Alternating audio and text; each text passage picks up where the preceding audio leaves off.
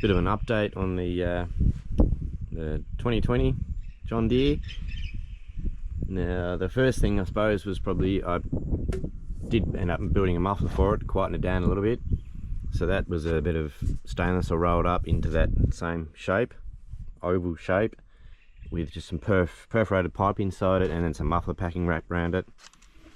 I still need to finish dressing all the welds off. Just got a join around there. So that made it a lot quieter. Next thing was I did put these guards on. I picked up from an auction where I bought the Alice Chalmers dozer from. Got them fairly cheap. They're not the best condition, they're quite rusted, but they are better than what I had on it, and they're full guards. They're probably a little bit big for this, but I've made some braces and clamped them up onto there. So they'll do for now, and I'll just keep an eye and see what else I can find.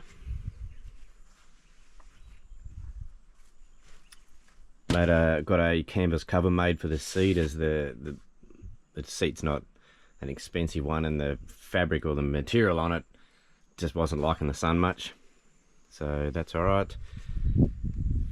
I've just done the fuel pump seals. There's O-rings on these shafts here, and they were just leaking, especially when you first started up, and I've been leaking for a long time because I've just washed it off, but that was quite stained. So that's not too hard to do, but you've got to take all this off, undo those bolts and lift the cover off, and there's a spring in there. You just got to be careful what you're doing. Once the cover's off, everything's disconnected, you can just push these shafts out, clean it all up with new O-rings and put it back together, and now it's perfect now. I did have a flat tyre. One of the tubes got a hole in it, so I ended up getting that one repaired, and then while I had that off, I ended up swapping the wheels from one side to the other. Just undoing them, took the wheel off by undoing them clamps. So swapping the wheels over, it actually moved it out a long way, so I've widened the track a fair bit. Looks better, and it's a lot more safer on the hills.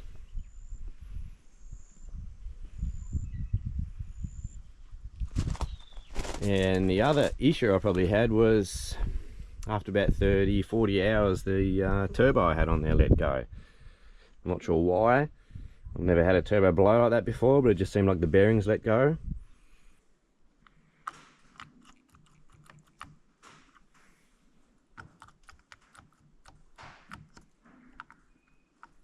So I've put a little oil gauge on here, just for a temporary setup. So I'm not sure why the turbo let go like that, but I end up getting another core for this turbo. It's only a cheap one. I had to machine the housing out a bit because the impeller was a bit different shape or different size.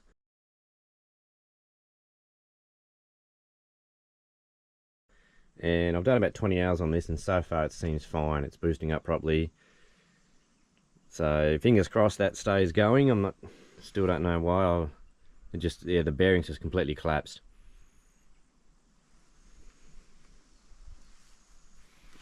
So we're gonna we've got a bit of silage to cut, so I might put the we've got a Turrup 5-disc mould to put on. That'll give a good working. So I'll get some footage of cutting a bit of hay and see how we go.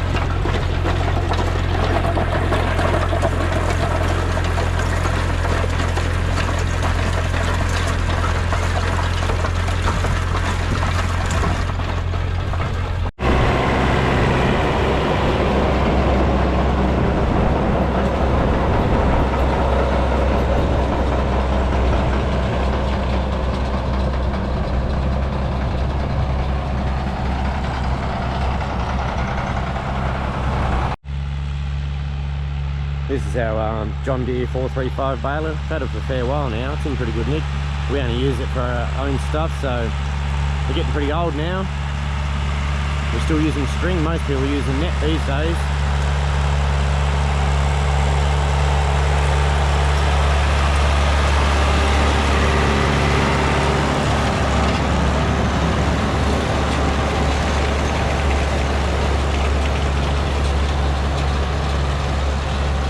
Not a real heavy cut.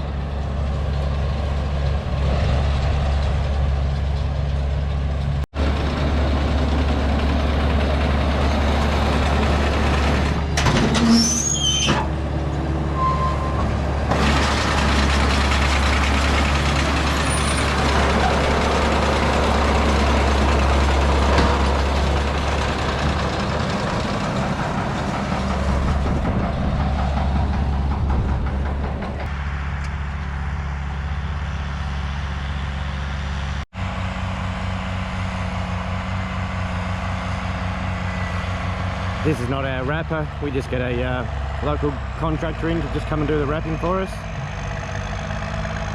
He's always helped us out in the past. Pretty sure this case runs a 6BT engine in this. Sounds pretty good.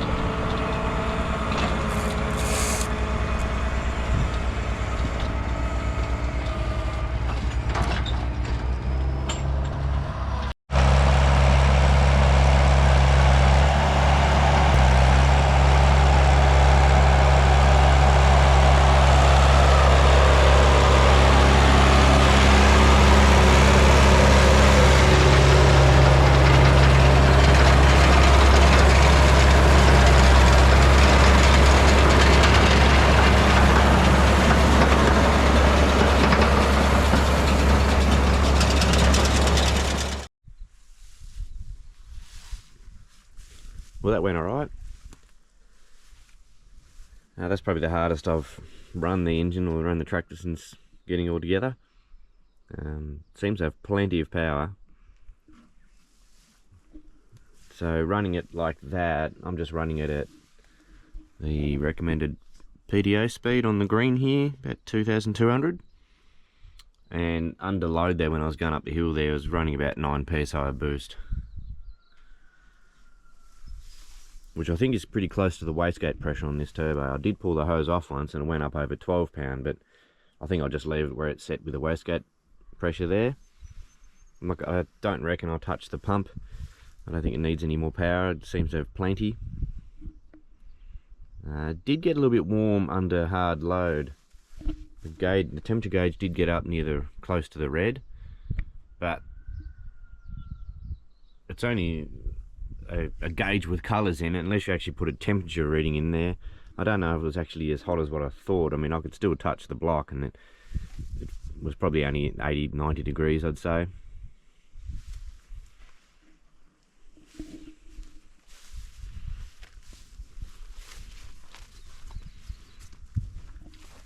Did get a little bit of an oil leak on the front engine seal.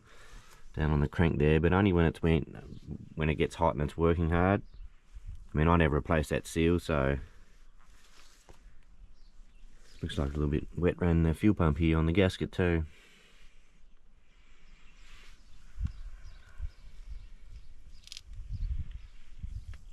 Oil pressure runs about 25-30 psi all the time.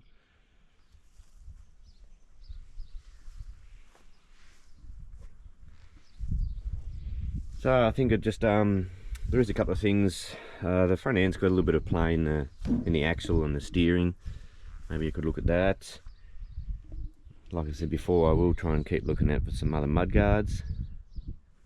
Be nice to actually put a new coat of paint on there, new stickers.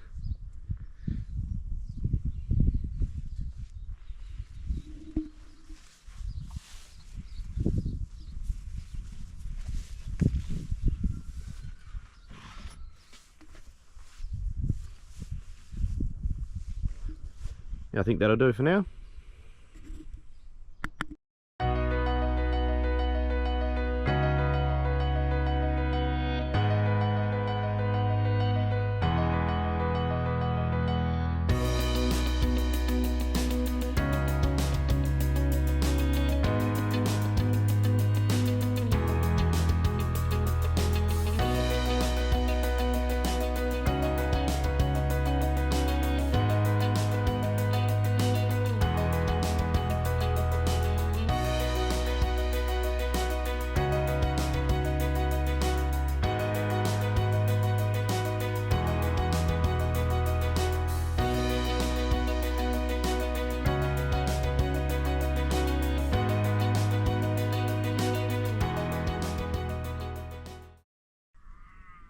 So this is what we use to move our silage bars around with. Something my father made years ago. Just fits onto the front of the tractor here where the blade normally goes. So you got your up and down. And then the hydraulic cylinder here which just opens and closes it from the top. Seems to work okay. It's good because you can pick them up and get the bars, you know, fairly nice and close together.